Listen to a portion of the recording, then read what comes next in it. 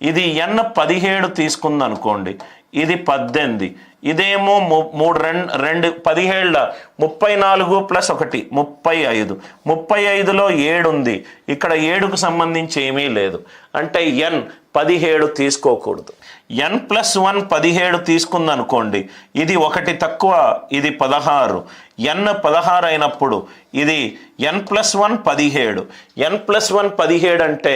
n value ఎంత 16, 16 32 plus 1 33, 33లో 11 అనే ప్రధాన సంఖ్య ఉంది, రైట్ హ్యాండ్ సైడ్ 11 అనే ప్రధాన సంఖ్య లేదు, అంటే ఇది 17 తీసుకుంటే 2n+1 17, 2n ఏమో 16, n 8, 8+1 ఏమో 9, ఇదేమో 8, 17 ఇక్కడ కనబడుతుంది, 3 ఇక్కడ కనబడుతుంది, రైట్, ఇది 2 స్క్వేర్, ఇది 2 × 3, ఎస్, కాబట్టి n వాల్యూ ఎంత